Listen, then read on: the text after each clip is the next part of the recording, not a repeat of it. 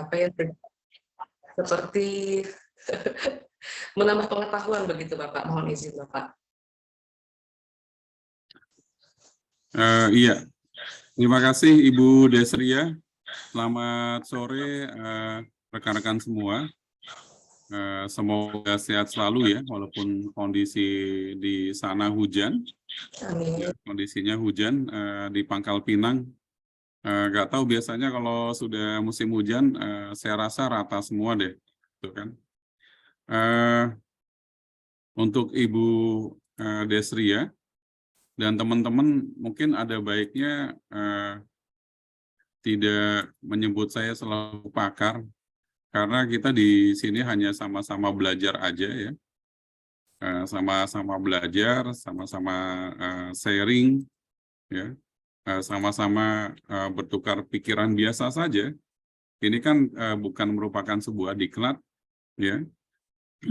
Jadi lebih banyak diskusi-diskusi yang mungkin bisa menggali ide, menambah pengetahuan, pengayaan, sampai mungkin ada ide, gagasan yang bisa nanti melengkapi sebagai bahan masukan kebijakan ini yang sedang kita bahas ini mestinya bagaimana nanti dari waktu ke waktu seperti itu aja.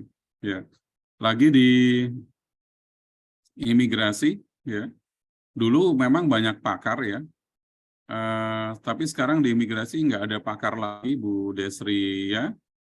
Pakar terakhir sudah pensiun kemarin tanggal 1 Juni, namanya Pak Karjono. Jadi kita panggilnya Pakar kan, udah pensiun. Karena namanya Pak Karjono. Kalau saya Ismoyo, jadi cukup dipanggil Pak Is, bukan Pakar ya. Iya. Itu supaya nggak terlalu serius ya. Pak Budi Setiono sepertinya senyum-senyum begitu dibilang Pakar. Pak Karjono yang ada sudah pensiun. Yang ada tinggal Pak Is sekarang. Ya. Sama Padar dan Pabil, Padan, yaitu Pak Darman ya, dan seterusnya. Oh, Pak Darman ini bergabung dari Padang rupanya. Ini nini mama saya ini, Pak Darman, Datuk Ular Hitam ya, dulu gelarnya Datuk Ular Hitam. Kalau saya Datuk Ular Salero Basamo gitu kan. Baik, ngobrol-ngobrolnya nanti Pak Darman ya. Kita mulai kalau mengajari Pak Darman ini lagi menggarami laut sepertinya nih, khawatirnya nih. Sama dengan Bu Desria ini menggarami laut ini, senior-senior sebetulnya. Baik, kita mulai ngobrol yang namanya second home visa ya, yang lagi hangat-hangatnya. Karena hangat-hangatnya, mari kita nontonnya juga nggak usah terlalu serius ya. Ayo kita coba lihat video berikut ini dulu ya, rekan-rekan sekalian. Ya, saya coba share video. Sudah kelihatan ya teman-teman ya? Sudah ya? Oke, kita coba apa sih isi video yang beredar akhir-akhir ini.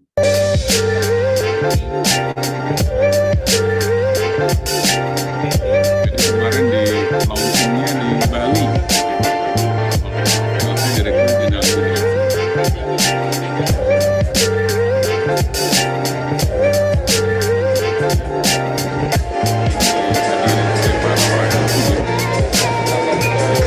campuran juga ya.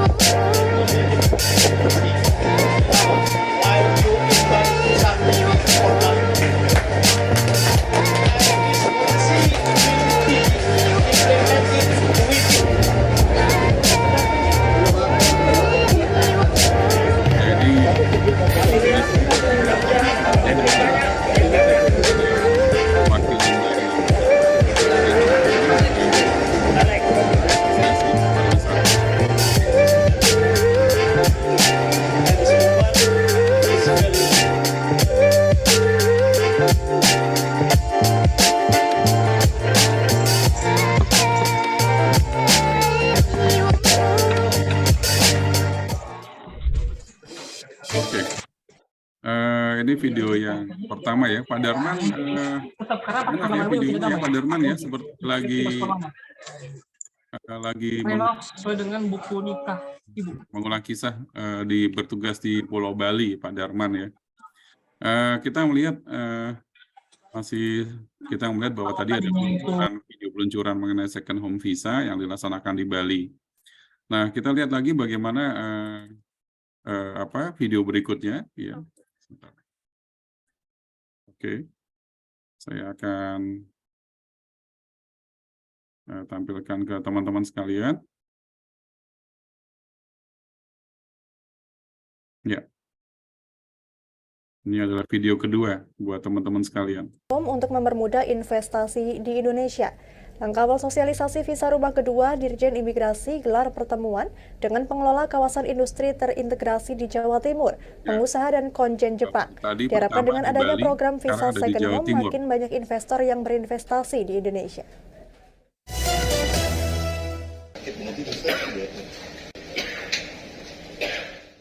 Dalam waktu dekat, pemerintah akan meluncurkan program visa second home atau visa rumah kedua untuk warga negara asing.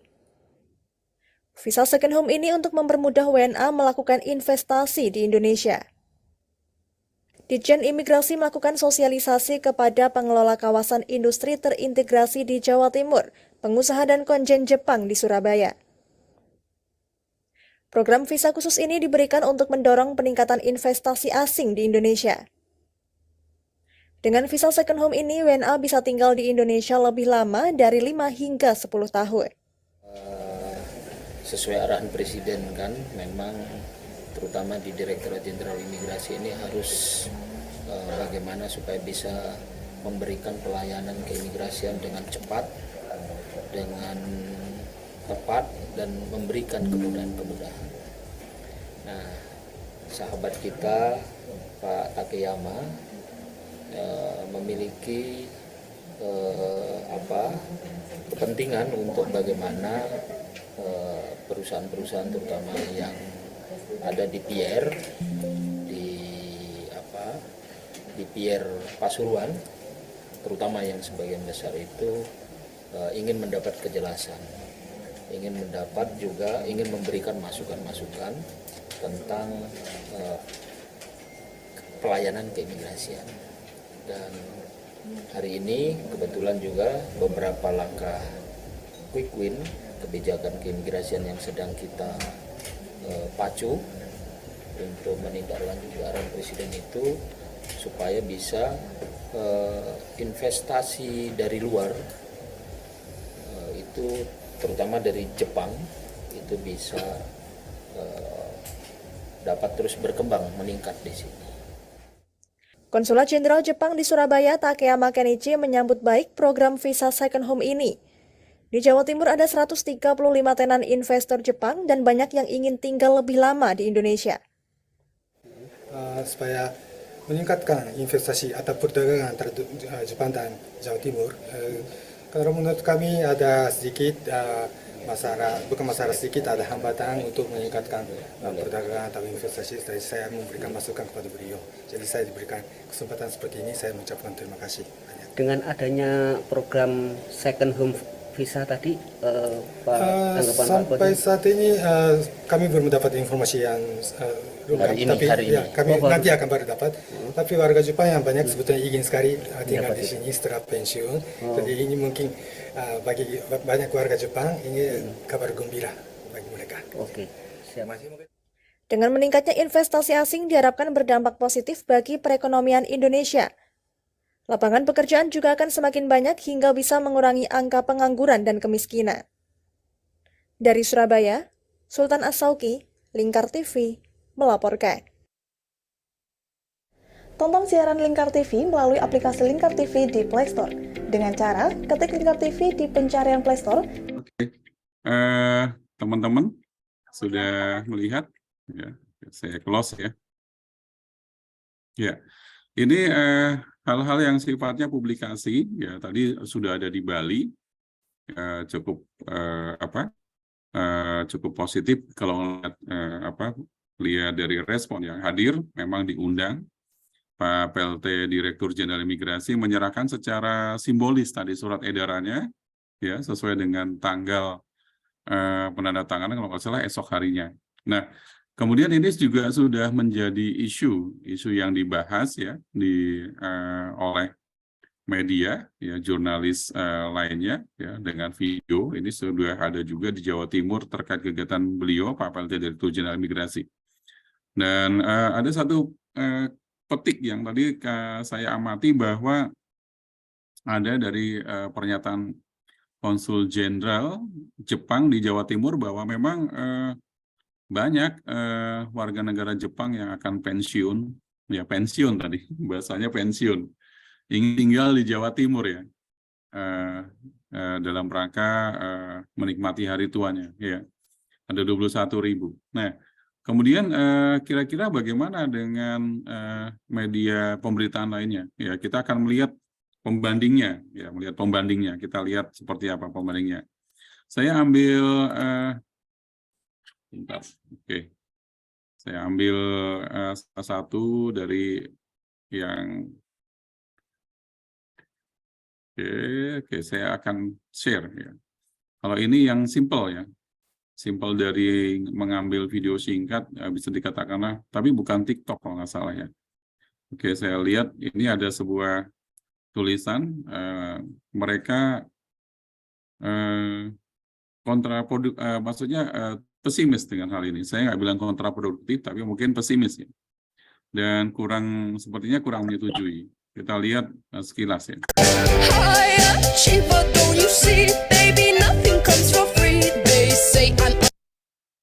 Nah, ini kesannya adalah mereka menanggapi ini hati-hati dengan NKRI harga mati ya. Jangan sampai kebijakan ini nanti justru menjadikan rakyat Indonesia tidak di rumahnya sendiri gitu, atau menjadikan rakyat Indonesia yang menjadi asing ya di rumahnya sendiri. Ya, oke. Saya perlihatkan satu lagi video ya. Di sini juga membuat sebuah analisa. Ya, analisa mengenai sisi lain lagi terkait dengan kemungkinan potensi kerawanan akan masuknya orang asing ya, warga negara Tiongkok ke Indonesia besar-besaran. Sedangkan sekarang saja sudah besar jumlahnya ya untuk pengelolaan nikel di beberapa tempat, kemudian batu bara dan seterusnya. Nah, ini dikhawatirkan nanti di sektor lain lagi ya. Ini videonya ya.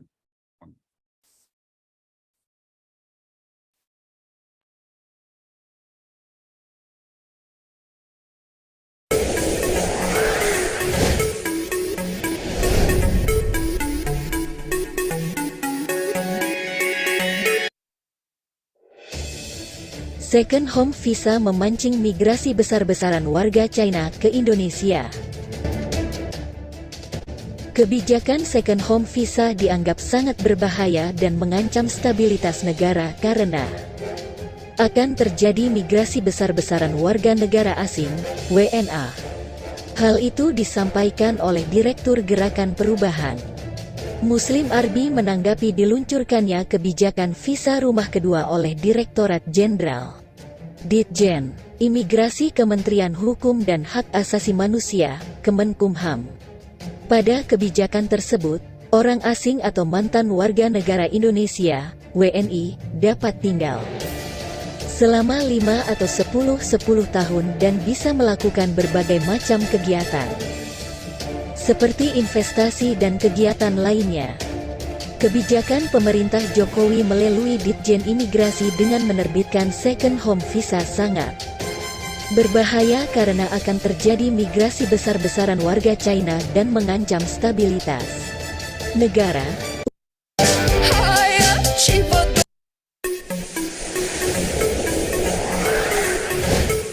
Akan terjadi migrasi besar-besaran warga negara asing, WNA. Hal itu disampaikan oleh Direktur Gerakan Perubahan Muslim Arbi menanggapi diluncurkannya kebijakan visa rumah kedua oleh Direktorat Jenderal Ditjen Imigrasi Kementerian Hukum dan Hak Asasi Manusia, Kemenkumham.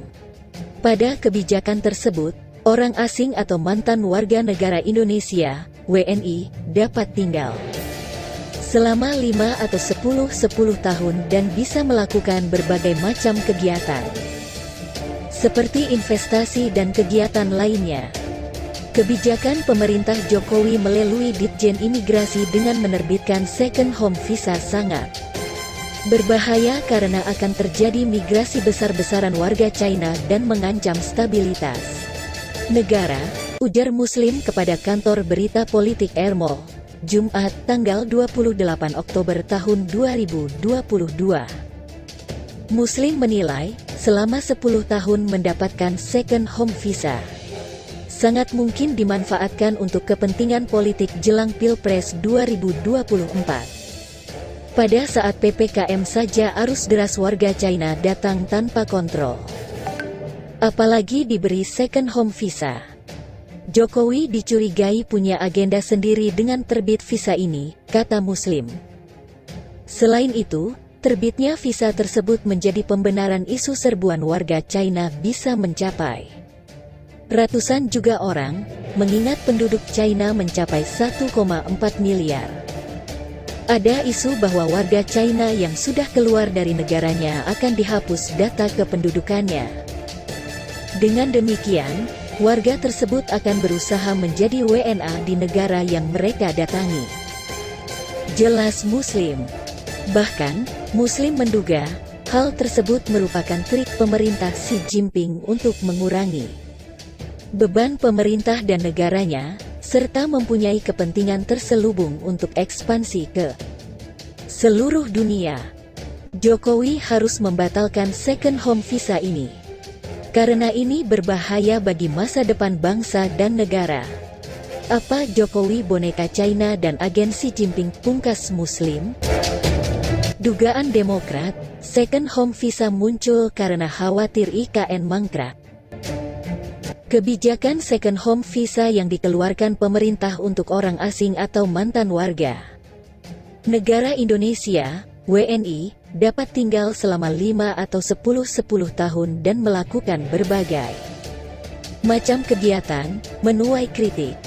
Deputi Balitbang DPP Partai Demokrat Syahrial Nasution menilai kebijakan second home visa yang dikeluarkan pemerintah tersebut tidak dipersiapkan secara komprehensif untuk kepentingan negara di masa depan, melainkan muncul atas dasar kepentingan kekuasaan. Memaksakan kebijakan karena khawatir proyek IKN, Ibu Kota Negara, mangkrak. Kata Syahrial saat berbincang dengan kantor berita politik RMOL beberapa saat lalu di Jakarta. Jumat, tanggal 28 Oktober tahun 2022.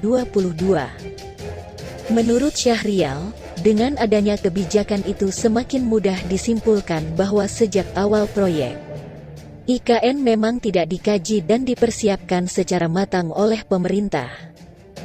Itu hanya proyek ambisius tanpa mempertimbangkan beban dan risiko lainnya yang justru berdampak kepada kesulitan rakyat. Sulit juga memperoleh nalarnya. Dikala seluruh negara di dunia bersiap menyelamatkan diri dampak resesi ekonomi, pemerintah malah mengeluarkan kebijakan yang seolah-olah ekonomi dunia sedang baik-baik saja. Sesalnya. Terlebih, kata Syahrial, di sisa 2 tahun pemerintahan Jokowi berakhir, ditambah sejumlah persoalan hukum dan aparatnya, sama sekali tidak mendukung bagi investor untuk berharap adanya kepastian terhadap proses keadilan di negeri ini. Syahrial menambahkan, jika ditinjau dari perspektif politik, kebijakan second home visa di akhir-akhir kepemimpinan Jokowi tentu menyisakan tanda tanya besar, apalagi menjelang pemilu 2024. Dari sudut pandang politik, kebijakan second home visa yang dikeluarkan di ujung kekuasaan Presiden Jokowi dan menjelang pemilu 2024 memunculkan kecurigaan. Jangan-jangan ada pihak yang memanfaatkan melalui tangan kekuasaan untuk berbuat tidak fair pada pemilu 2024, pungkasnya. Dilansir dari Ermol, Jumat, tanggal 28 Oktober tahun 2022.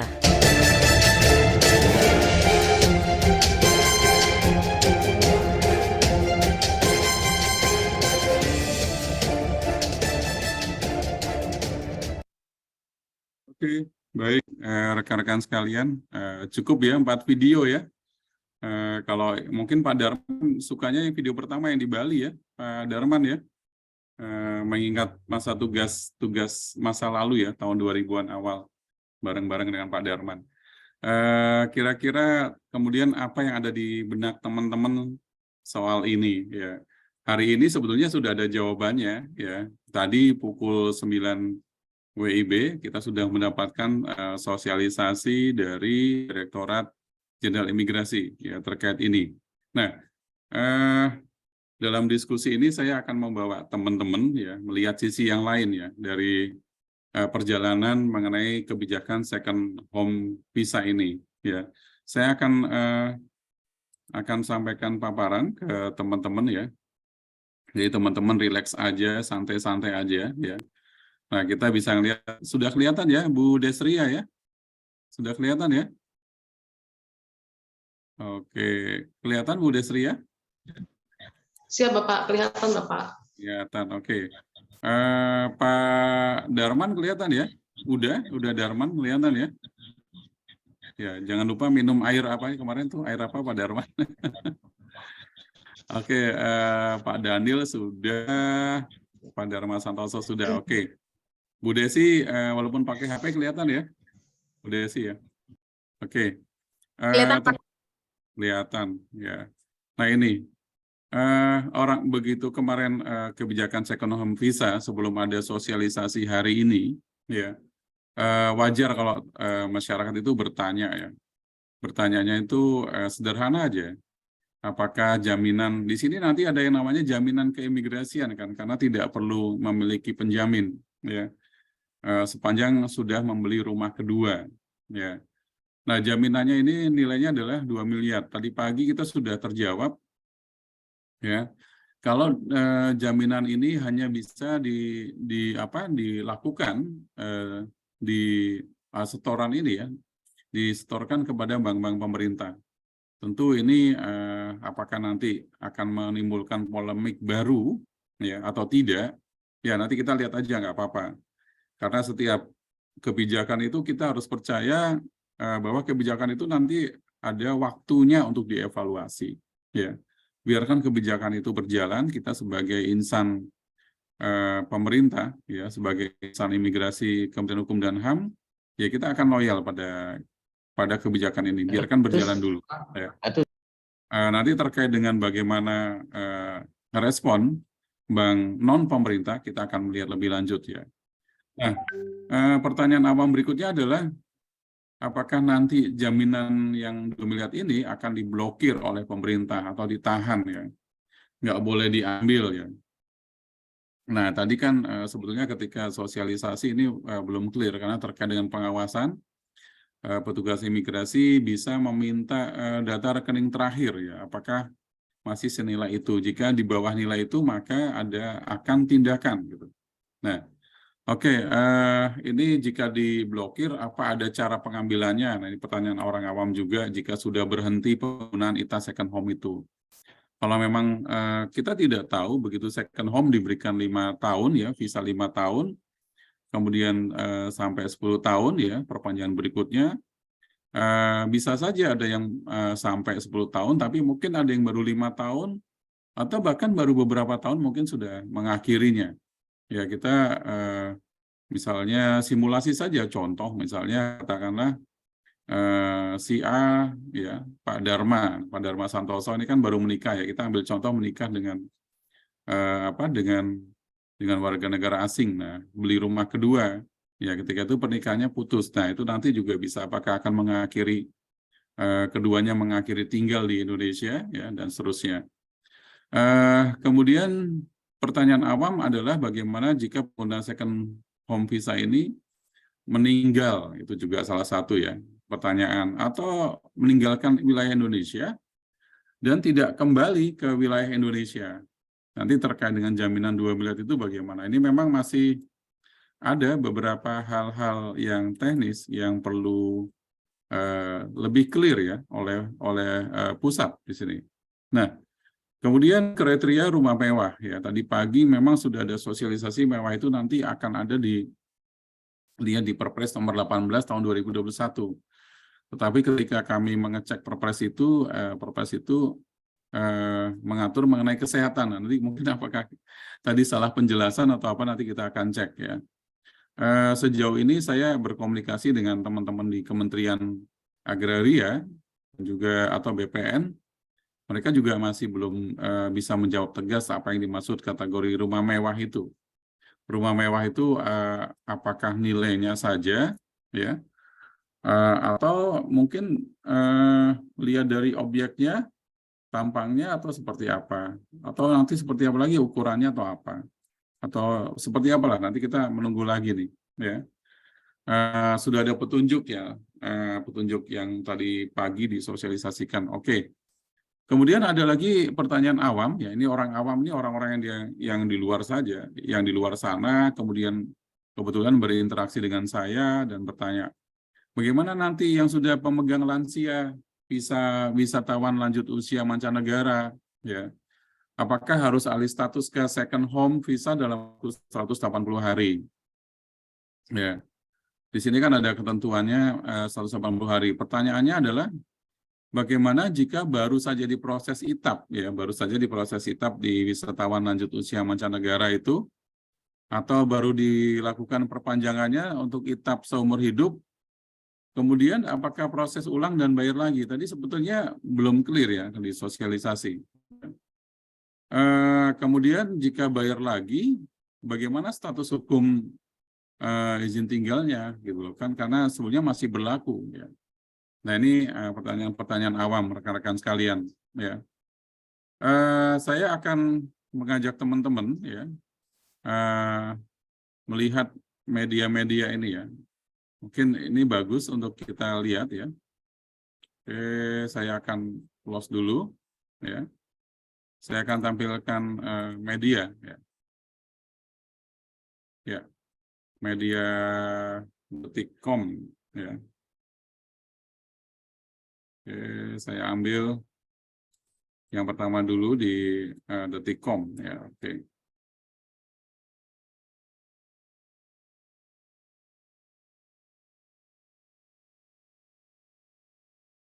Ya, ini detik.com, kita akan buka bagaimana respon media sebelumnya setelah adanya ya ada kesalahan. Ya, oke, saya tampilkan kepada rekan-rekan sekalian. Nah ini, ya ini beritanya rekan-rekan sekalian. Di sini Detik Bali, justru Detik Bali, ya. Tapi memberitakan mengenai ulasan untuk daerah lainnya, Kabupaten Manggarai Barat. Ada yang tahu rekan-rekan sekalian Kabupaten Manggarai Barat yang terkenal dengan destinasi wisata saat ini sedang booming. Ada yang tahu ini di mana? Pak Dandi tahu ini di mana Pak Dandi?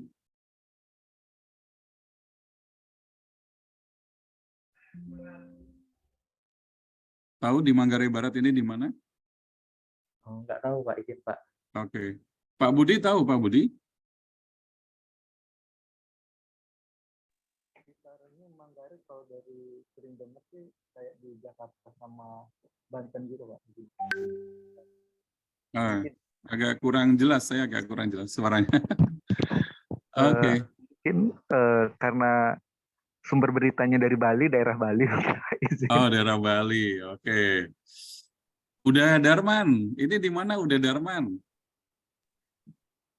Siap, baru mengetahui Manggarai Barat ini, Pak. Oke, teman-teman mungkin kalau Manggarai Barat masih asing ya. Tapi teman-teman pernah dengar nggak Labuan Bajo? Oh, tahu. Nah, Labuan Bajo itu adalah ibu kota Manggarai Barat, ya. Kalau dengar Labuan Bajo pasti mudah ya. Sekarang itu wisatawan asing luar biasa sekali ada di Labuan Bajo, ya. Bahkan saya sendiri juga kaget. Labuan Bajo yang saya dulu datangi 12 tahun yang lalu, 11 tahun yang lalu terakhir membawa SK pembentukan kantor imigrasi. Kebetulan saya membawa SK pembentukan kantor imigrasi saat itu. Masih Kasubag peraturan perundang-undangan, ya. Membawa dokumen itu ke sana, ya. Dari yang sepi sekarang menjadi ramai sekali seperti Bali, sudah sangat Bali sekali, ya. Ya mungkin itu karena ngurusin pembentukan kantor imigrasi Labuan Bajo, jadi akhirnya bertugas di NTT gitu kan. Sama dengan pembentukan rumah detensi pusat, akhirnya bertugas juga di rumah detensi pusat. Ya, oke, ini intermezzo ya. Nah, dari Asosiasi Astindo Manggarai Barat, ini ungkap efek negatif mengenai second home visa. Ya. Ungkap efek negatif. Nah, apa yang menjadi kekhawatiran ini? Ini disampaikan oleh Ignatius Suradin, khawatir bahwa second home visa ini bisa memberikan efek negatif terkait dengan persaingan jasa wisata di Labuan Bajo. Ya, memang sebagian besar sudah dimiliki oleh orang asing. Ya, memang luar biasa di Labuan Bajo. Kalau teman-teman nanti suatu ketika sempat liburan di sini, aduh, udah deh harganya nggak ada yang murah di situ. Ya, nah itu semuanya investasi asing. Ya, investasi asing. Jadi kita ini kalau sebagai orang Indonesia, ya mungkin orang Jakarta yang kuat ya, orang Jakarta yang biasa memang di sana kota bisnis, kota apa. Tapi untuk PNS ya liburannya nanti nggak usah sampai di sini ya. Kalau nanti Pak Billy liburannya cukup ke Singapura aja lah, nggak usah ke Labuan Bajo ya, langsung ke luar negeri langsung ya. Bu Desria nanti bolehlah dari Pangkal Pinang ke Labuan Bajo nanti dengan harga jadi Pening ya, jadi Pangkal Pening namanya, bukan lagi Pangkal Pinang ya. Ini satu ya respon ya. Di sini memang travel agentnya bisa jadi banyak didirikan oleh orang asing, tetapi pelaksananya operasionalnya orang Indonesia. Itu biasa sekali tuh, banyak sekali memang yang seperti ini. Nanti ke restorannya juga miliknya adalah restoran asing ya, bukan restoran Indonesia. Ya, jadi kalaupun ada turis ya nanti turisnya nginepnya di tempat itu, makannya di tempatnya yang juga mungkin sebenarnya punya orang asing ya. Ya ini, jadi berpotensi mengakibatkan persaingan antara WNA dan warga negara Indonesia untuk mendapatkan pekerjaan. Ya. Sebelum visa rumah kedua saja banyak tenaga asing bekerja di sini, seperti profesi fotografer. Ya. Ternyata di Labuan Bajo banyak fotografer. Dan saya sudah menemukan perkawinan fotografer itu antara Rusia ya, Rusia dengan Indonesia. Jadi ini yang memang mereka tanggapi terkait dengan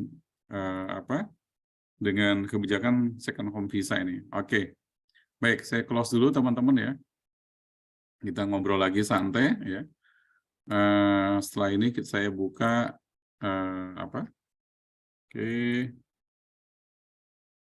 Nah, saya buka satu lagi mengenai pemberitaan ya. Nah, pemberitaan ini kembali ke Bali ya. Kita kembali ke Bali ya. Oke. Masih di Detik Bali ya.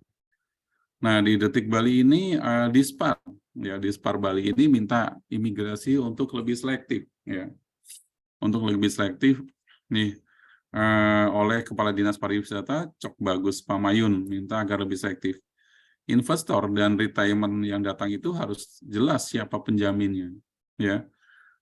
Karena untuk yang rumah kedua ini nanti nggak ada penjamin ya, nggak ada penjamin kan, menggunakan jaminan keimigrasian 2M. Apakah nantinya kalau ada tindakan administrasi keimigrasian, apakah jaminan itu nanti yang akan dipergunakan oleh pihak imigrasi untuk kebutuhan hari-hari, misalnya makan gitu kan, misalnya dideteni ya, gitu, didetensi ya, hingga pemulangannya ke luar negeri ya. Mungkin ini yang salah satu nanti yang akan menjadi bahan diskusi kita sambil menunggu petunjuk dari pusat lebih lanjut, karena sudah disampaikan bahwa second home visa ini baru akan mulai diberlakukan tanggal 24 Desember ya.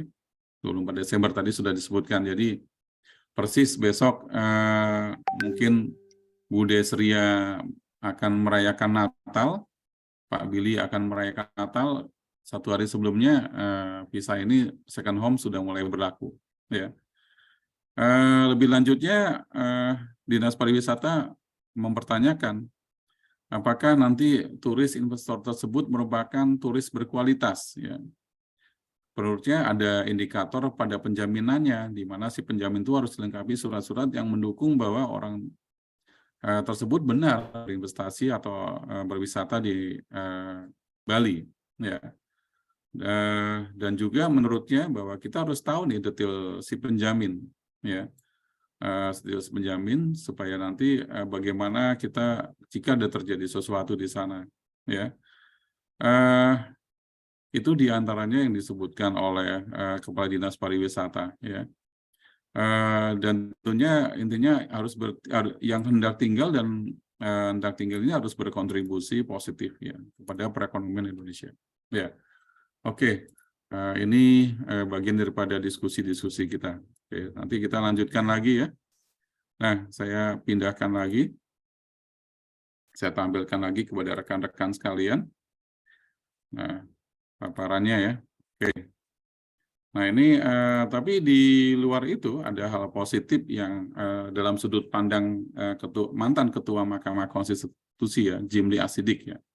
Beliau memberikan dukungan terkait dengan second home visa ini dalam Twitternya Jimli AS, ya. Oke, sekarang saya ingin ngajak teman-teman, ya, bagaimana sih perjalanannya sebetulnya kebijakan visa second home ini. Kalau kita merujuk pada regulasinya, ya, atau normatifnya, ini diawali sebetulnya dengan Undang-Undang Cipta Kerja. Ya, Undang-Undang Cipta Kerja, Undang-Undang Nomor 11 Tahun 2020.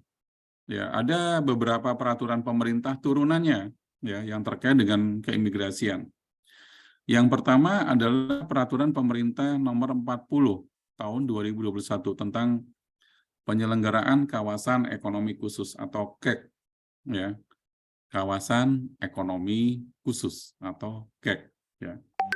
Yang kedua, Peraturan Pemerintah mengenai Nomor 41 Tahun 2021, ya, itu tentang penyelenggaraan kawasan perdagangan bebas dan pelabuhan bebas. Jadi keduanya masih menyebut kawasan, ya, kawasan ekonomi khusus, yang satu kawasan perdagangan bebas dan pelabuhan bebas, ya. Nah, kemudian Peraturan Pemerintah Nomor 48 Tahun 2021 ini merupakan perubahan yang ketiga dari PP Nomor 31 Tahun 2013 tentang Peraturan Pelaksanaan Undang-Undang Nomor 6 Tahun 2011, ya. Nah, ada satu lagi sebetulnya PP yang terkait dengan keimigrasian dari Undang-Undang Cipta Kerja, yaitu PP Nomor 34 Tahun 2021. Ini terkait dengan penggunaan tenaga kerja asing, ya. Tapi karena konteksnya di sini tidak berhubungan dengan second home visa, saya tidak membahasnya, ya. Nah, kita mulai satu-satu di PP 40 tahun 2021. Di sini disebutkan memang dalam PP penyelenggaraan kawasan ekonomi khusus ini ada fasilitas, ya. Fasilitas kemudahan, ya, yang diberikan terkait dengan keimigrasian. Ini saya kotak biru, teman-teman, ya. Tentang keimigrasian, ya. Oke. Kemudian di kawasan KEK itu, ya, administrator KEK itu dapat ditunjuk adalah pejabat imigrasi. Dapat ditunjuk pejabat imigrasi yang ditetapkan menteri untuk menyelenggarakan urusan pemerintahan di bidang hukum dan hak asasi manusia. Tentunya di sini termasuk adalah keimigrasian, teman-teman semua, ya, keimigrasian. Nah, kemudian di klausul berikutnya di pasal 130, ya, ayat 2, saya langsung aja mengkerucut ke ayat 2. Di situ pengaturan mengenai visa tinggal terbatas di kawasan ekonomi khusus, ya. Dan inilah yang diatur, mulai muncul yang namanya istilah rumah kedua, ya, rumah kedua. Ya, nanti Pak Billy baru dapat rumah ke-1, tenang aja Pak Billy. Nanti ntar lagi buat rumah kedua lah, ya, itu. Tapi bukan rumah kedua yang second home visa ini, ya. Kalau ini dari asing, ya. Kemudian di huruf E-nya, ya, memiliki rumah di KEK, ya, sesuai dengan ketentuan peraturan perundang-undangan, ya. Yang satu menyebut rumah kedua, second home, yang satu menyebutkan rumah di KEK, ya, kawasan ekonomi khusus, ya. Nah, kita bisa melihat oh ini ternyata sebetulnya di kawasan. Nah, di kawasan, ya kawasan, jadi itu. Nah, kemudian klausulnya sama, ya pengaturan izin tinggalnya saya lihatkan di kotak biru ini, ya. Ini diberikan 5 tahun dan dapat diperpanjang 5 tahun, dapat diperpanjang ya. Tapi di sini masa keseluruhan izin tinggalnya itu tidak lebih dari 15 tahun di kawasan.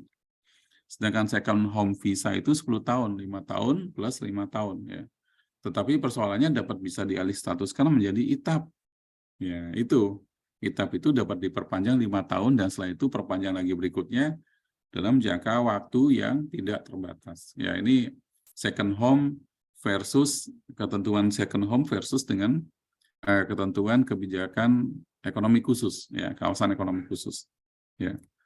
Nah, kemudian masih di pengaturan di PP mengenai penyelenggaraan kawasan ekonomi khusus ini mulai muncul juga wisatawan asing yang lanjut usia dan telah memiliki izin tinggal terbatas dapat dialih statuskan menjadi izin tinggal tetap. Jadi sebetulnya mulai muncul ini wisatawan asing. Ya. Kemudian muncul lagi ya orang asing yang memiliki rumah tinggal atau hunian di KEK pariwisata. Ya. Nanti saya akan perlihatkan KEK itu ada jenis-jenis kegiatan di kawasan ekonomi khusus itu apa aja sih gitu. Nanti setelah PP, setelah pembahasan yang pasal-pasal ini ya. Jadi di situ muncul mengenai KEK, ya pariwisata ya. Dan ini diberikan izin tinggal terbatas dan juga izin tinggal tetap bagi orang yang telah memiliki izin tinggal terbatas melalui proses alih status keimigrasian. Ya. Oke, ini saya close dulu supaya teman-teman tahu kawasan ekonomi khusus itu apa aja sih ya kegiatannya kawasan ekonomi khusus ya.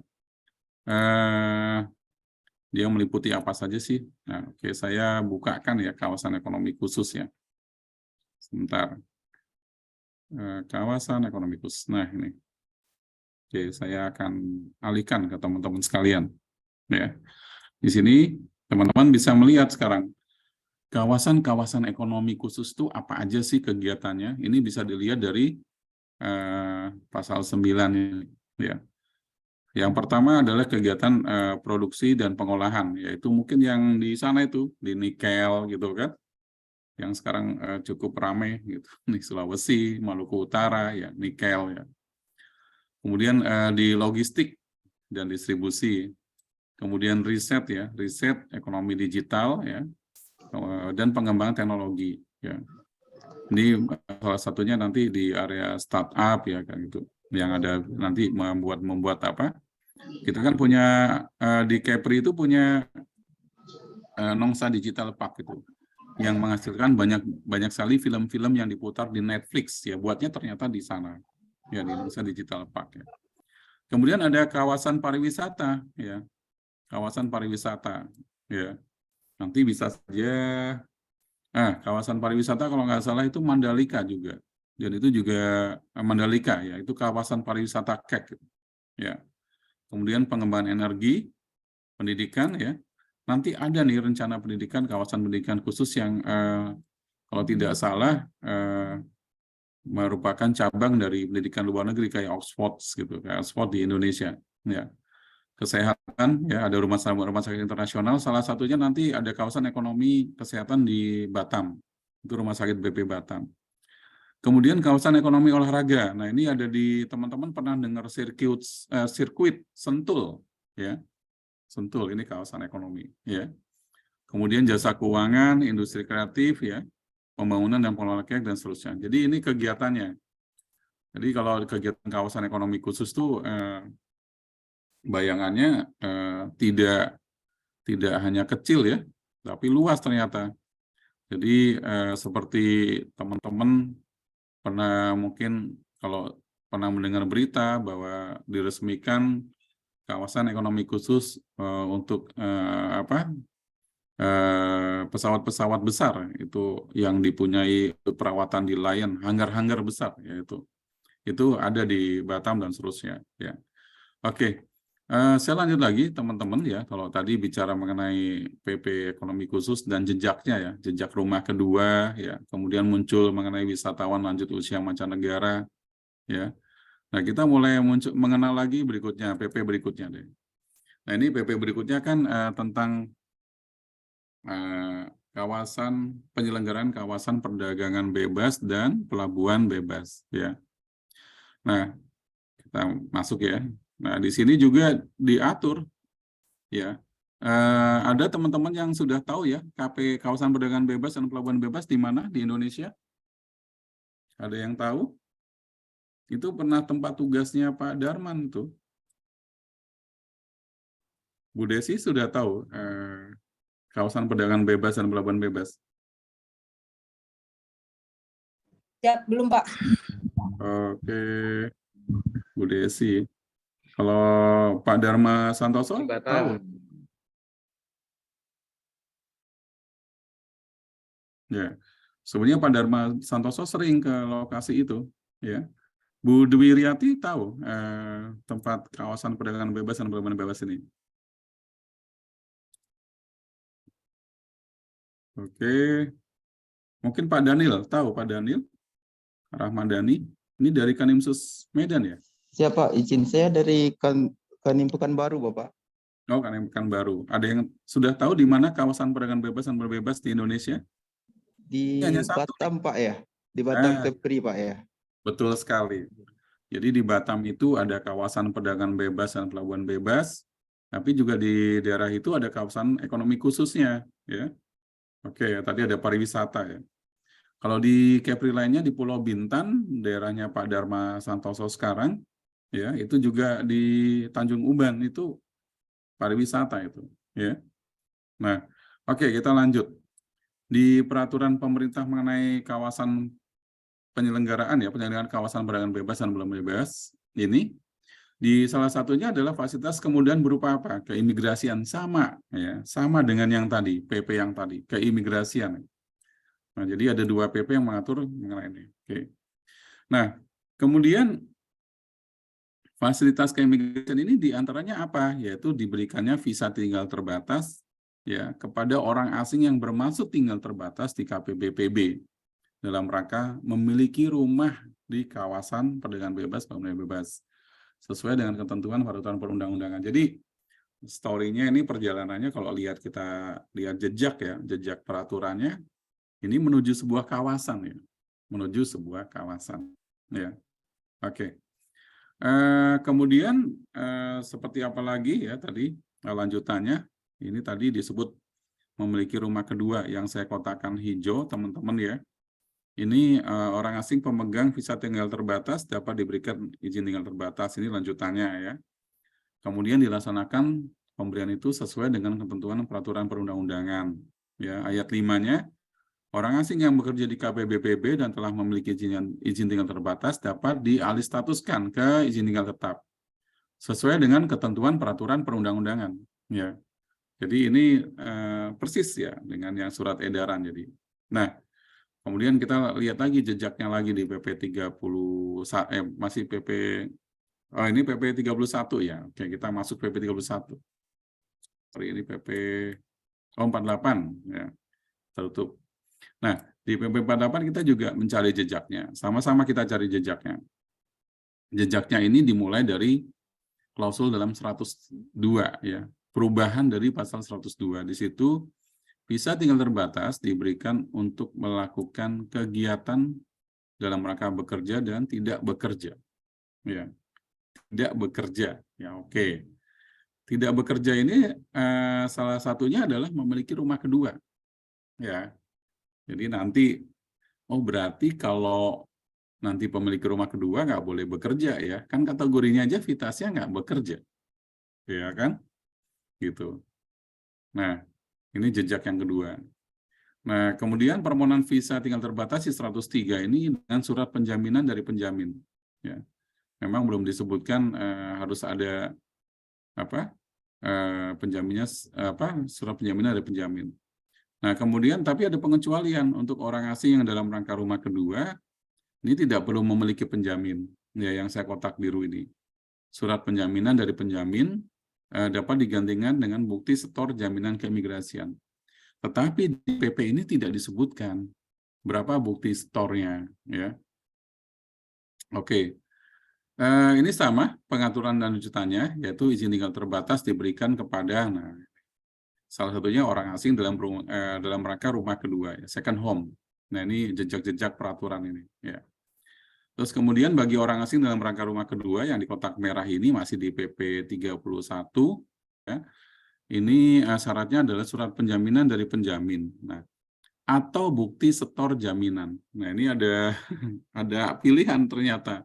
Boleh nggak? Boleh kalau gitu rumah kedua itu memiliki penjamin dan atau tanpa penjamin tapi dengan bukti store kayak imigrasian. Ya. Oke, ini kita menelusuri peraturannya, ya, regulasinya. Nah, kemudian jangka waktunya betul ya di pasal 148 ini dapat diperpanjang, dapat diberikan untuk waktu 5 tahun dan dapat diperpanjang dengan ketentuan keseluruhan izin tinggal tidak lebih dari 10 tahun. Ya. Tapi dapat dialih statuskan, ya, dapat dialih statuskan seperti yang tadi kita sampaikan, ya. Ya, oke. Nah, diantaranya alih statuskan adalah dalam rangka melakukan kegiatan rumah kedua, ya. Oke. Nah, ini alih statusnya, ya. Yang saya kotak merah ini nanti ada jejak yang disebut rumah kedua, ya. Jaminan keimigrasian, ya. Juga berlaku bagi orang rumah kedua. Di atasnya ini sebetulnya ada juga diberikan kepada dalam bentuk penyetoran sejumlah dana pada rekening penampungan dana jaminan keimigrasian. Tadi kan pertanyaan-pertanyaannya orang awam ini bisa ditarik nggak ya gitu. Atau nanti setelah masuk ditarik lagi gitu kan. Nanti pertanyaan orang awam gitu kan. Nah, kemudian kita telusurin lagi ya di Peraturan Menteri Hukum dan HAM nomor 29 ya. Saya close dulu ya, PP 41 ini berlaku, PP 48 ini ya, berlakunya kapan sih? Nah, ini 2 Februari ya, 2 Februari. Kemudian kita kalau lihat, nih saya share ya, berlakunya PP 48 itu 2 Februari. Nah ini oke, clear ya. Sekarang kita lihat peraturan menterinya.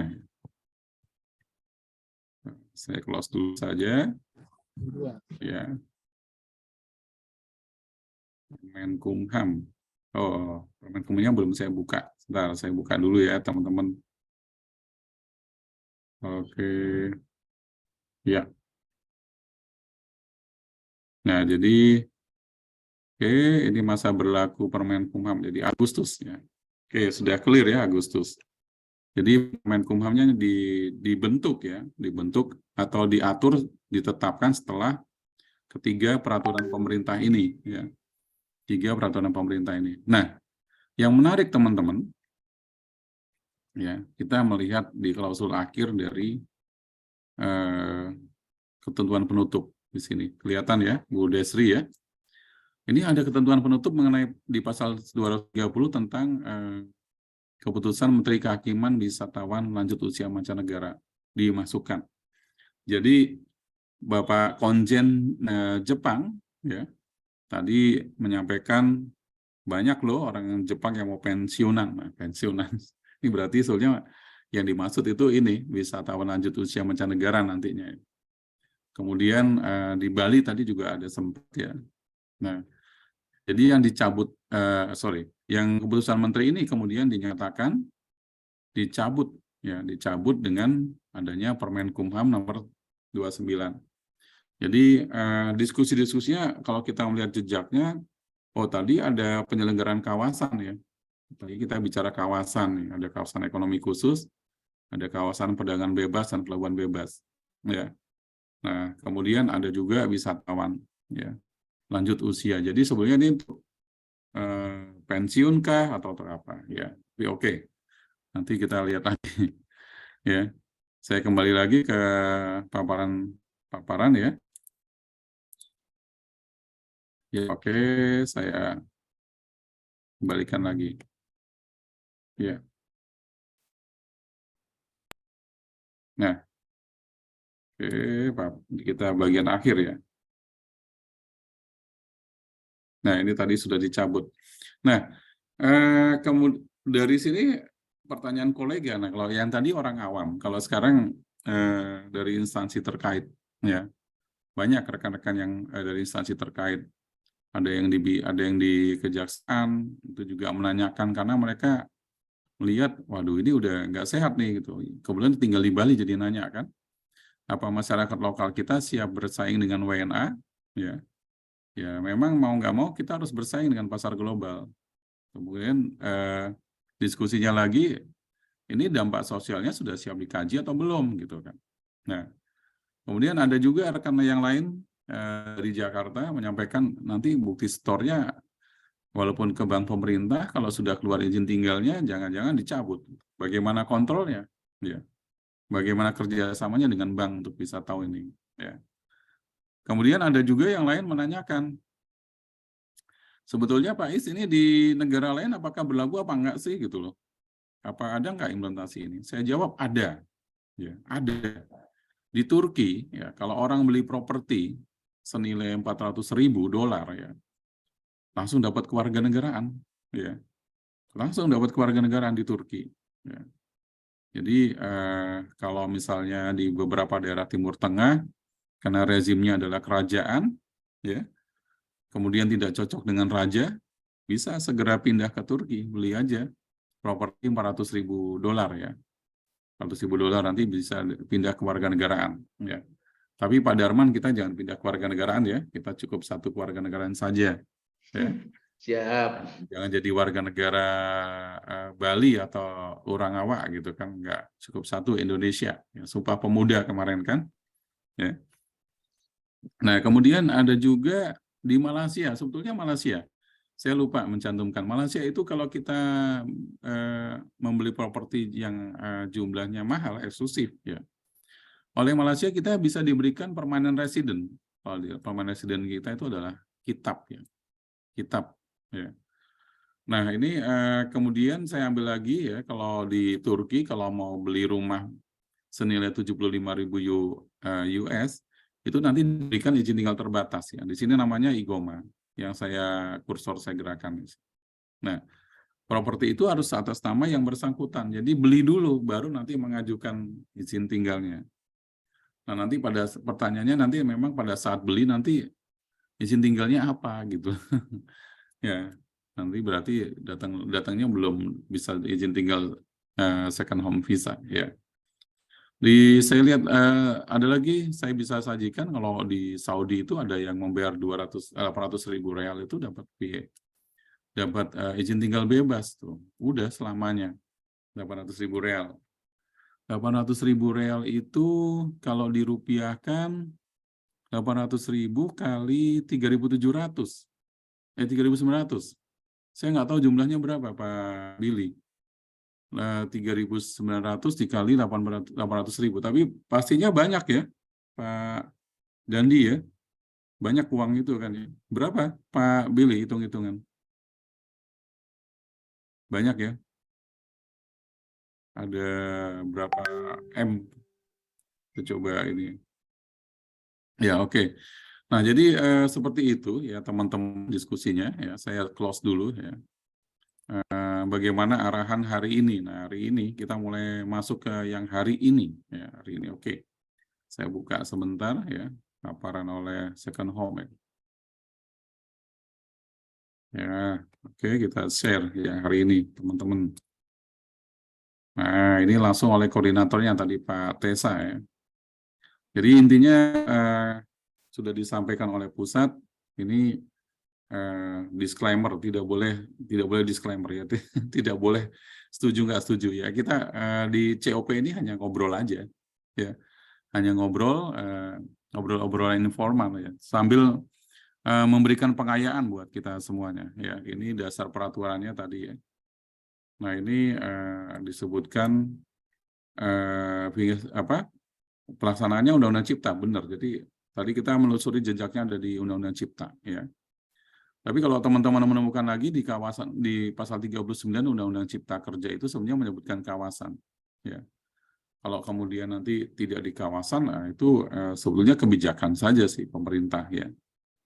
Nah ini latar belakangnya ya, pengganti visa mancanegara. Makanya tadi di PP 48 di Permenkumham 29 dicabut mengenai ketentuan visa atau tinggal wisatawan mancanegara. Ya, ini mengakomodir warga negara asing yang akan tinggal di Indonesia karena cuaca ekstrim di negaranya, mendorong pertumbuhan ekonomi di Indonesia dan mengembangkan bisnis properti Indonesia. Wah, ini sudah ada yang nanya langsung sebetulnya, teman. Bisnis properti nanti jangan-jangan para pelaku bisnis properti lebih cenderung menjual rumah-rumah eksklusif daripada rumah-rumah untuk kebutuhan masyarakat. Ini kan juga menjadi persoalan ya. Kalau Pak Darman, kita yakin lah Pak Darman ini pegawai negeri, walaupun pegawai negeri, tapi beliau ini pengusaha sukses ya. Siap. Ya, jadi rumah itu sudah nggak perlu rumah eksklusif ya. Tapi kalau misalnya kayak Pak Billy gitu, masih mau cari rumah kan. Kalau Pak Dharma enggak lah. Pak Dharma istrinya bank ya, bisa jembang gitu. Oke, ini khawatirnya nanti malah orang Indonesia nggak bisa membeli rumah karena harga-harga yang ditawarkan oleh para pebisnis properti itu memang segmennya untuk yang itu orang asing karena lebih untung kan. Nah, nanti orang Indonesia boleh nanti dibikinin oleh para pelaku properti, tapi mungkin di puncak gunung kali ya. Puncak gunung, jadi agak jauh jalannya. Pak Dandi. Ya. Pak Dandi tadi mana? Pekanbaru ya? Balai Asahan ya? Iya, Balai Asahan. Iya. Nanti di balai-balai tinggalnya rumahnya ya. Jadi karena nggak dapat perumahan, dia tinggal di balai-balai. Ya, ini selektif manfaat ya. Ini pengajuannya tadi dengan jaminan ya. Nah, ini harus membuktikan proof of fund rekening ya. Penjamin minimal 2 miliar atau setara ya, kurikulum vitae. Kemudian, nah ini syarat-syarat ini standar ya. Nah, ini harus ada pernyataan komitmen dari si orang asing ya. 30 hari sejak mendarat ini harus komitmen. Nah, komitmen ini nanti kalau dilanggar tentu ada konsekuensinya ya. Nah, ini harus di bank milik negara. Tadi disebutkan ada BNI, BRI, BTN, Mandiri. Ya. Saya nggak tahu nanti BCA atau apa akan protes, saya nggak ngerti deh gitu ya. Tapi ini adalah regulasi yang harus kita dukung ya dari pusat. Ya. Kemudian sejak 30 hari sudah dapat ITAS, nanti melaporkan proof of fund orang asing. Ya. Nah, ini kurang lebih ITAS 5 tahun, ya, dapat diperpanjang 5 tahun sejak diberikan. Ya. Dan konversinya seperti ini. Ya, dari izin tinggal kunjungan udah dapat rumah, nanti kemudian ITAS rumah kedua. Ya. Pernyataan komitmen, kemudian dapat ITAS rumah kedua. 30 hari setelah itu ya harus proof of fund. Ya. Membuktikan ya di mana rumahnya dan seterusnya. Jadi saya apakah akan mekanismenya seperti itu nanti. Ya. Nah, untuk yang ITAS wisatawan ini telah tinggal melewati tinggal 3 tahun ya tadi. Ya. Ini pelaporan dokumen of fund, proof of fund ya, sertifikat kepemilikan properti. Ya, ini sertifikatnya. Nah, ini surat keterangan bank. Coba kita besarkan surat keterangan bank ini seperti apa ya. Nah, ya kurang lebih itu ya. Nanti kita akan melihat ya. Ya, kalau hari-hari sudah berjalan karena 24 Desember ya. Ini has been reports for second home regulation. Nah, nanti Simkim Keseimbangan sekarang lagi akan menyiapkan itu ya. Oke. Ini sudah ada mulai jawaban ya, masa berlaku di antaranya beberapa hal adalah masa berlaku izin tinggal terbatas, pengikut tidak dapat melebihi masa berlaku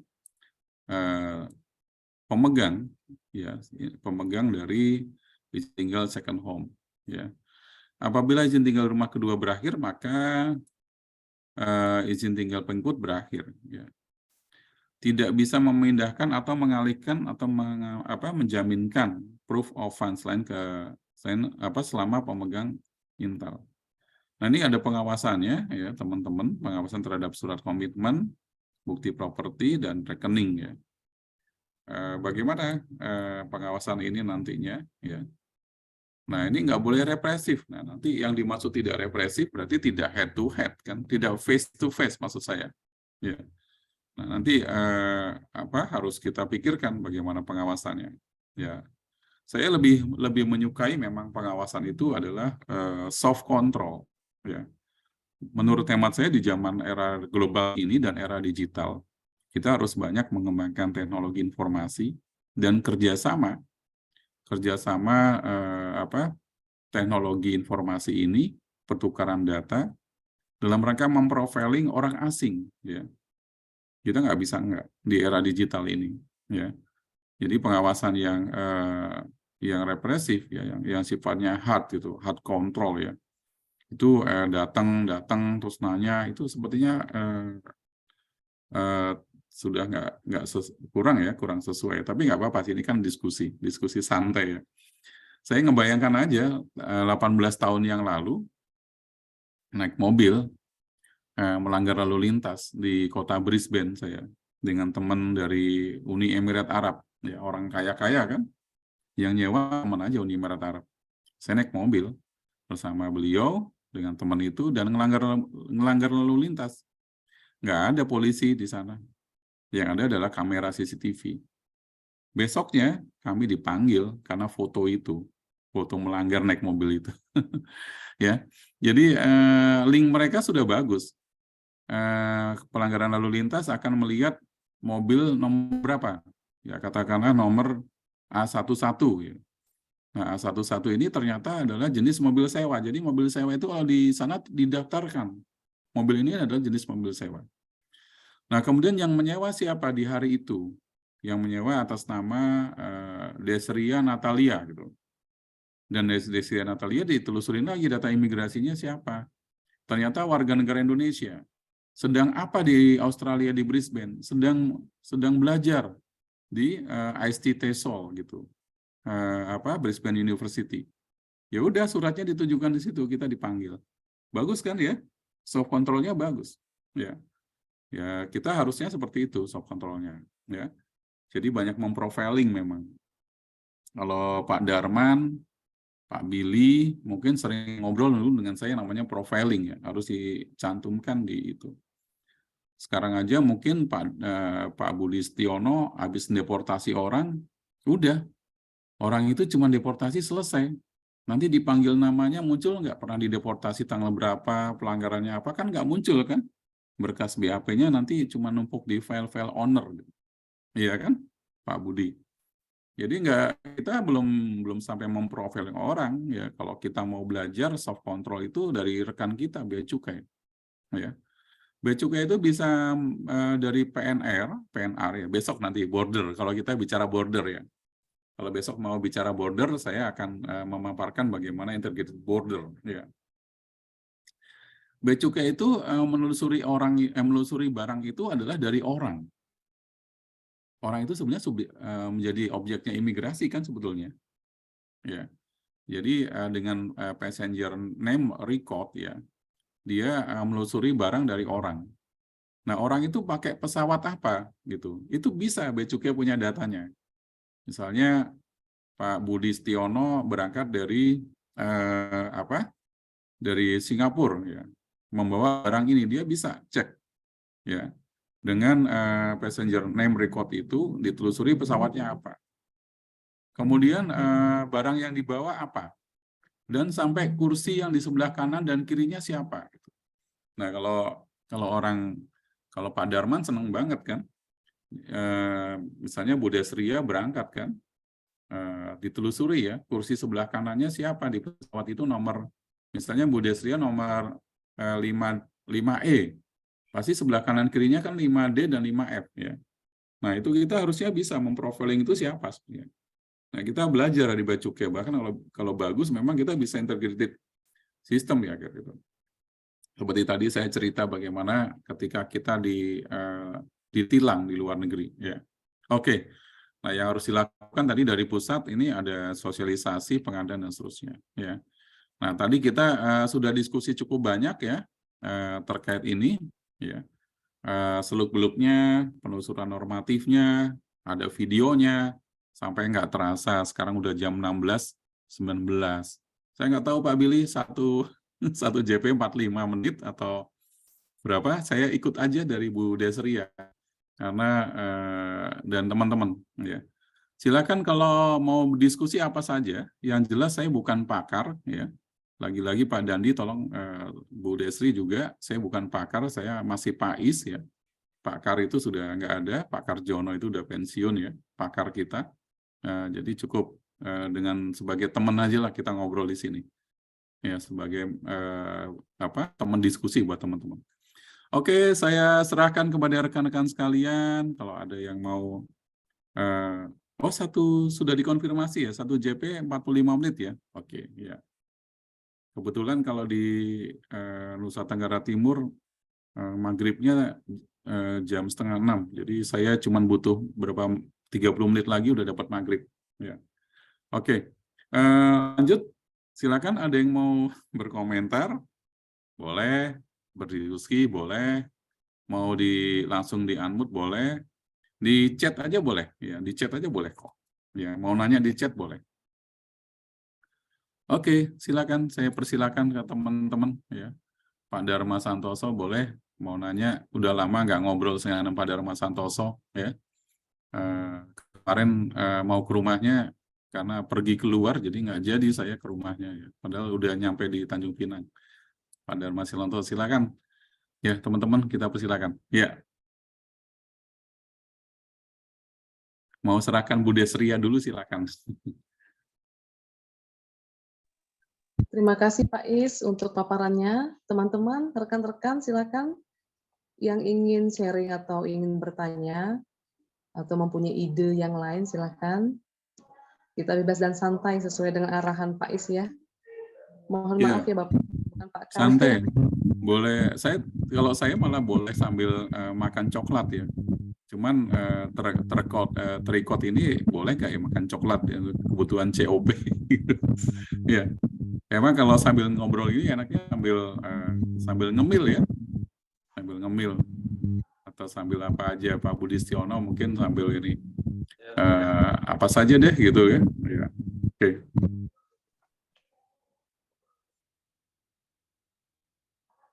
Ya, Pak Billy jangan membayang-bayang dulu. Maksudnya jangan hanya membayang-bayang. Jadi kalau bisa segera besok ikut di Suskim ya. Iya, Bapak.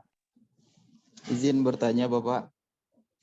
Iya, Pak Daniel Ramdhani dari Iya, Pekanbaru. Iya, saya tertarik dengan yang Bapak sampaikan tadi mengenai perangkat untuk sistem untuk profiling di Bea Cukai, Pak ya. Itu pertanyaan saya, kenapa kita tidak memakai sistem itu, Pak? Yang untuk profiling di Bea Cukainya ini, Pak. Di kitanya kok nggak ada gitu, Pak. Pak, itu aja, Pak. Iya, saya kalau ditanya karena saya bukan sebagai pemangku kebijakan, tapi ini saya pernah menjadi analis seperti teman-teman sekalian, ya. Jadi Bu Desi Lindwati, saya pernah jadi analis seperti Ibu, ya. Saya adalah analis yang in passing, ya 2016.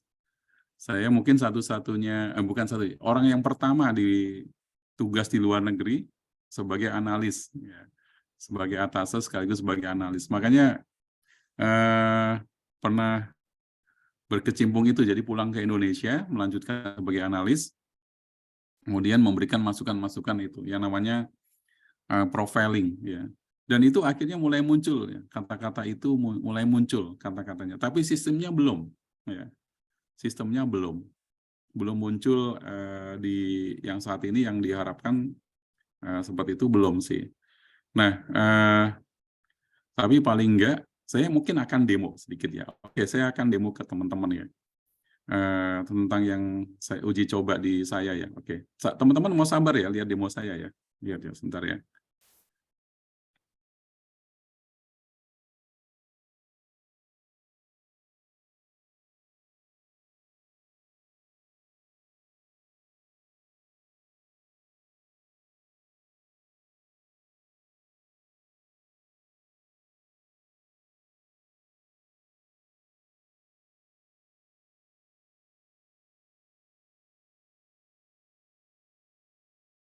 Saya coba dulu ya, karena tadi dadakan, gitu. Oke.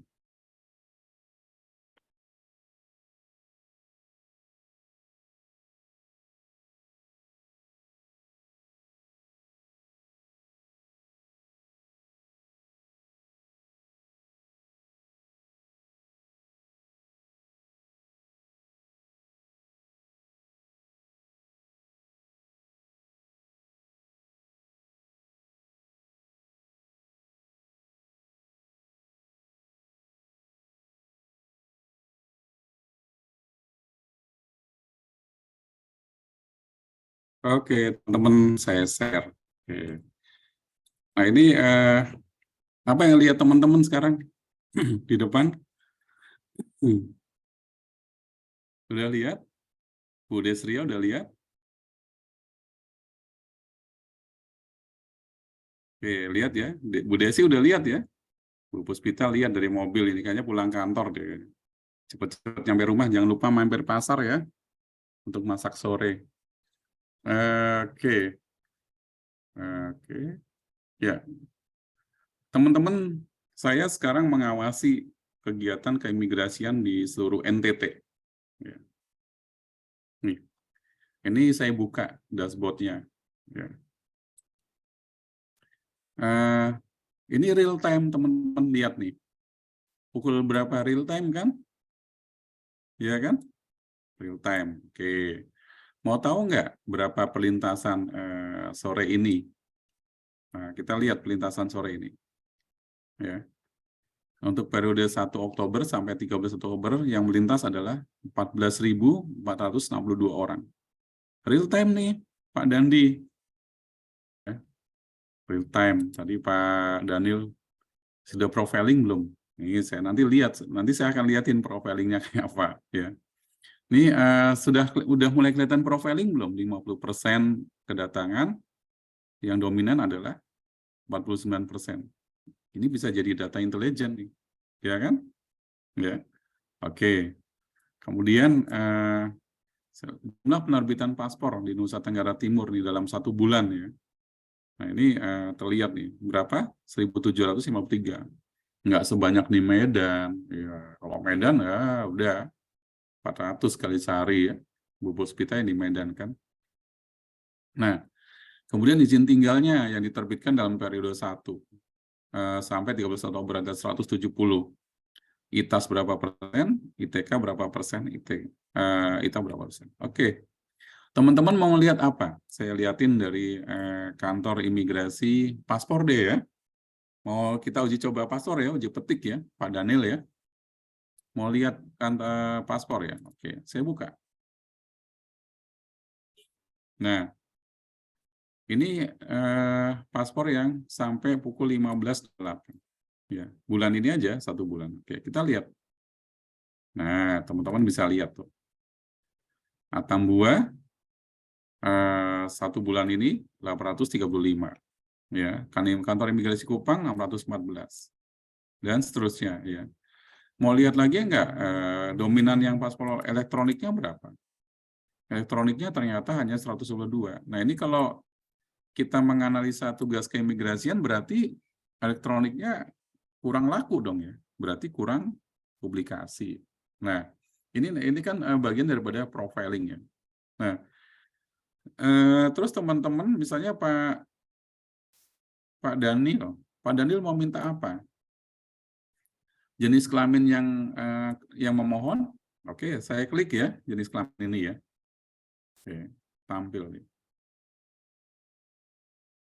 Nah, saya ambil kantornya aja. Kantor imigrasi Kupang. Yang dominan laki atau perempuan. Nah, ini. Ya. Nah, ini. Dominan laki-lakinya berapa orang? Nah, ini. Laki-laki 47%, perempuan 52%. Nah, nanti kan jadi analisa intelijen nih ya. Kenapa perempuan lebih banyak memohon paspor ya. Oke, ini salah satu menuju profiling itu ya. Oke. Kemudian, nah ini di Kupang dan sekitarnya. Ini kalau dalam statistik ya. Dalam statistik. Oke. Saya buka lagi deh dari usia ya. Coba kita lihat usia.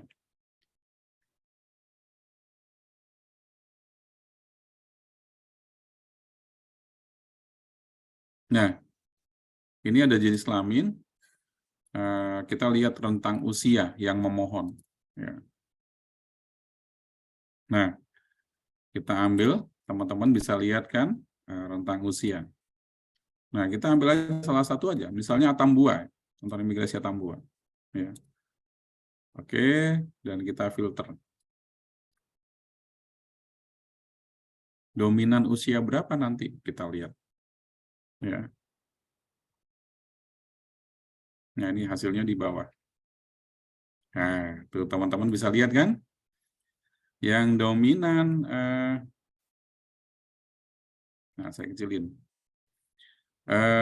Yang dominan usia 0 sampai 5 tahun ini 57 orang. Kedua 6 sampai 11 30, dan yang paling tinggi ini 180 sama 179 itu di usia 26 35 dan berapa tadi? 46 sampai 60. Kenapa usia-usia ini yang menjadi dominan ya? Jadi kembali ke tadi ya. Ini mungkin kita mulai menuju ya. Saya kemudian ditunjuk untuk uji cobanya yang pertama di wilayah NTT. Saya sendiri yang ngasih masukan supaya sistemnya kayak gini nih, coba gitu loh. Nah itu Pak Daniel ya, kalau mungkin sebagai analis dulu saya memberi masukan hal-hal ini ya tentang profiling tadi ya, pentingnya profiling.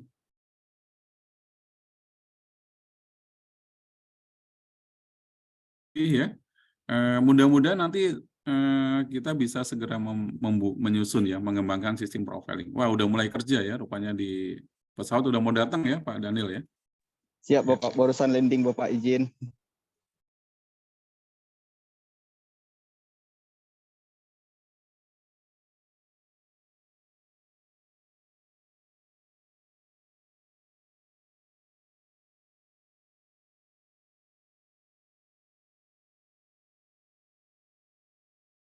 Ya, saya serahkan kepada Ibu Desri ya, selanjutnya selaku moderator dan teman-teman tentang ini kelanjutan di COP kelas hari ini, sore ini. Ya, silakan. Apa masih mau ada pertanyaan atau mau seperti apa? Siap Bapak, terima kasih Bapak. Teman-teman dan Pak Billy, ada yang mau disampaikan atau ada yang mau bertanya tentang materi sore hari ini?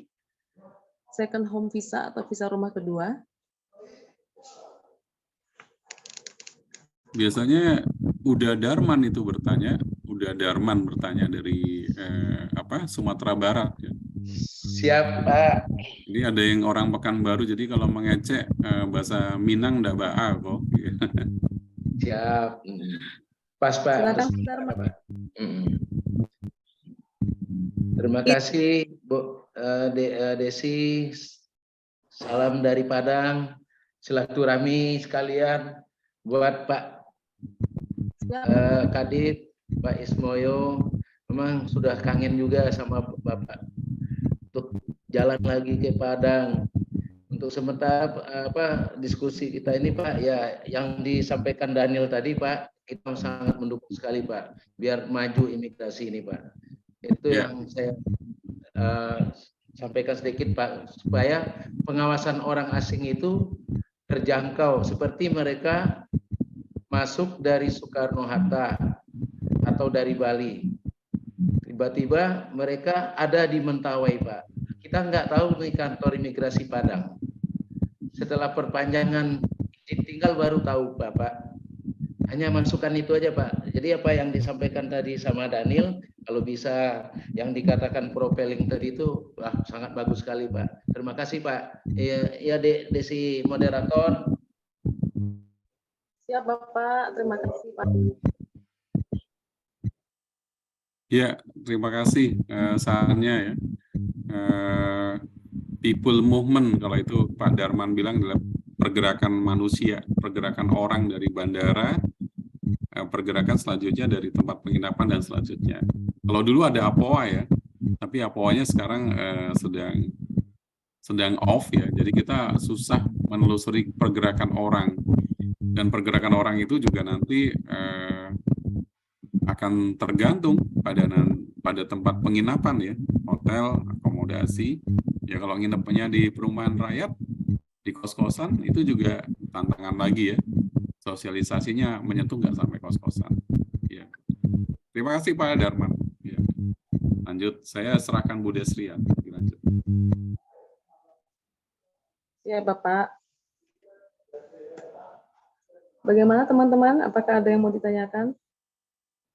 Pak Darman ini pernah bekerja di Kanwil Pangkal Pinang, Pak. Iya, sebagai kasubsi apa ya dulu saya lupa. Iya. Subsidi di Tikim loh, salah Pak. Di Tikim ya. Nah, itu dulu harusnya ngembangin sistem itu dulu. Kasubsi informasi, Pak. Iya. Informasi. Iya, pokoknya kalau udah di informasi jadi jubir ya. Juru bicara gitu kan. Ya, oke. Masih ada lagi rekan-rekan, mungkin Pak Cherry Solehudin, Ibu Dewi, atau siapa Ibu Desi? Izin Kalau ada yang Bapak, mau, ya. Silakan. ini saya mau ada yang menarik buat saya untuk persyaratan pengajuan visa second home yang berkaitan dengan kepemilikan uang 2 miliar yang masih jadi pertanyaan saya, itu setorkan ke negara atau cuma harus tersedia di rekening pemilik pengaju visa, sama kayak halnya kita pengajuan kitas penanaman modal, Pak. Di situ kan juga dipersyaratkan harus ada kepemilikan uang 1 miliar. Nah, pertanyaan saya, kalau uang tersebut yang menjadi persyaratan cuma kepemilikan uang atau yang ada di rekening dari pemohon visa tersebut, nah controlling kita sebagai petugas imigrasinya di mana itu, Pak? Iya, oke. Masih ada Bu Desi? Ya. Cukup, Pak, itu saja. Oke, saya tarik ya ke paparannya lagi ya. Tadi sebetulnya clear ya. Clear yang untuk paparannya ya. Clear untuk paparannya, nanti ini diserahkan kepada, sebentar, ini ada tadi diserahkan ke bank ya. Nah ini Bu. Jadi diserahkannya kepada bank ya. 2M-nya ini bank harus milik negara, nggak boleh bank bukan milik negara. Tadi saya sempat menyampaikan, wah nanti perkembangannya kita lihat aja nanti, nggak apa-apa. Kan ini kalau ini kita kelas community of practice ya, nggak apa-apa gitu. Namanya juga kita melihat dan melihat secara sisi praktisnya ya.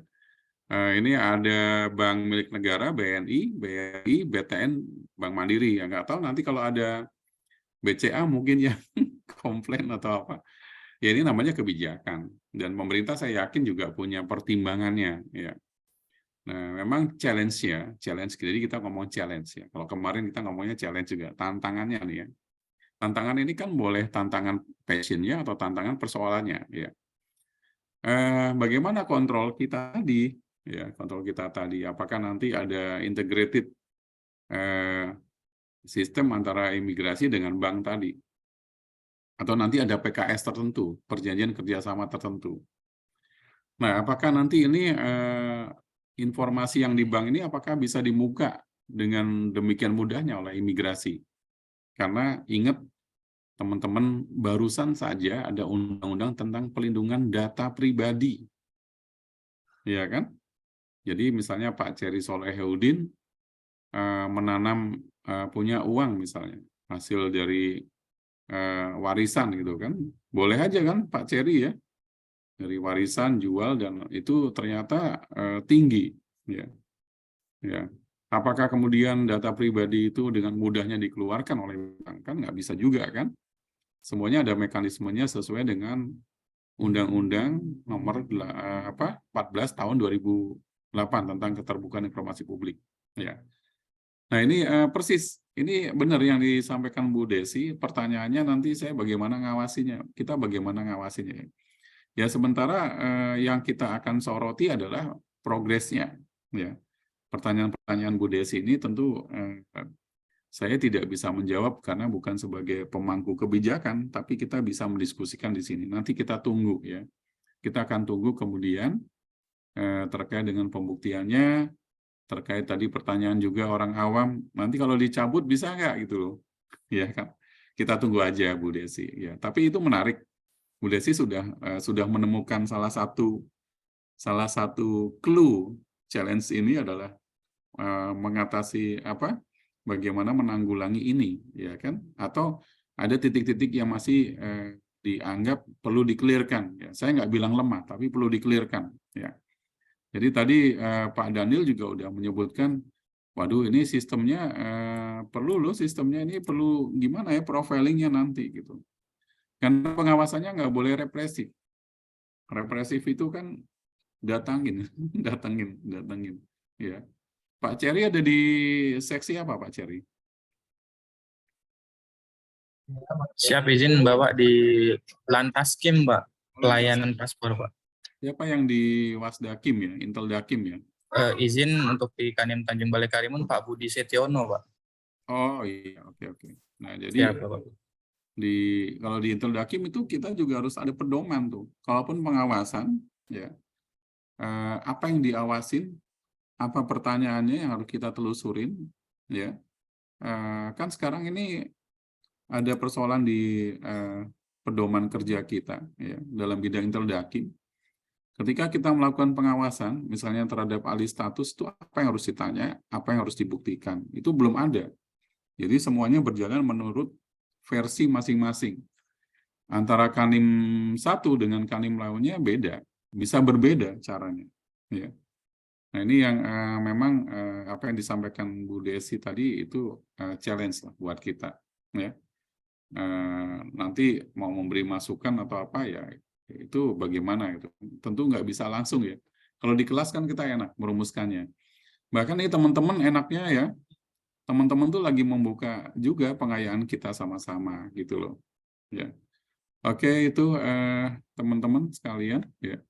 Ada lagi mungkin dari Bu Desri? Kalau nggak ada, apakah saya belum ngomong apa-apa udah nggak ada. Iya. Silakan teman-teman. Masih ada sedikit waktu lagi ya Pak, mohon izin ya Pak. Ya. Nah, sebetulnya besok yang berikutnya kalau teman-teman mau nyambung ya itu bisa kita diskusi mengenai pengawasan orang asing atau border. Kalau tadi kan saya simulasi, teman-teman bisa ngelihat kan saya real time bisa ngelihat perkembangan di NTT. Menurut teman-teman udah mulai canggih nggak, teman-teman? Menurut Pak Billy gimana? Udah mulai canggih belum? Sudah, Pak. Ya, lumayan lah. Lumayan saya bisa bisa ngelihat. Dan teman-teman coba saya ngelihatnya dari HP loh. Jadi dari HP saya bisa di mana aja saya bisa ngelihat pergerakan perlintasan ya. Dan ini kalau nanti dari kami berhasil, ini akan diberlakukan di seluruh Indonesia. Ya. Jadi bagian uji coba ya. Seperti nanti kemarin di Batam juga bagian uji coba Batam masa pandemi sampai turisnya normal baru pergi kan gitu. Oke. Saya serahkan kalau memang sudah tidak ada pertanyaan. Nanti teman-teman tinggal milih besok materinya apa. Kalau nanti saya belum siap ya ngobrol-ngobrol aja nggak apa-apa ya Bu Desri ya. Ngobrol-ngobrol aja ya. Baiklah teman-teman, jika tidak ada lagi yang ingin ditanyakan atau disampaikan, mohon izin untuk mengakhiri Zoom atau pertemuan kita sore hari ini, pembelajaran sore hari ini. Kami ucapkan terima kasih banyak kepada Pak Ismoyo. Terima kasih banyak Pak untuk waktunya dan juga sudah membagikan pemaparan yang begitu detail dan juga membagikan video-video yang bisa menambah wawasan kami juga. Dan mohon izin kepada Pak Billy, mungkin ada informasi nggak Pak? Ada sedikit informasi general Bu Desri ya. Rekan-rekan nanti setelah ini nanti saya akan kirim di grup terkait moderator dan notula untuk kelas selanjutnya ya. Terus rekan-rekan semua jangan lupa absen karena kalau tidak absen nanti nggak bisa dikonversi ke GP-nya kegiatan hari ini. Dan untuk 3 kegiatan sebelumnya saya udah upload data dukung untuk kelas, jadi rekan-rekan boleh request konversi di aplikasi masing-masing. Terima kasih. Baik, terima kasih Pak Billy. Baiklah teman-teman dan juga Pak Ismoyo, kami sekali lagi mengucapkan terima kasih dan Pak Ketua Kelas Pak Billy, terima kasih banyak. Dan teman-teman semua yang sudah hadir pada Zoom meeting sore hari ini, kami ucapkan terima kasih. Semoga bermanfaat untuk kita semuanya dan bisa kita aplikasikan dalam pekerjaan kita sehari-hari. Terima kasih banyak Bapak Ismoyo dan teman-teman. Selamat sore. Selamat sore, saya izin pamit ya. Salam buat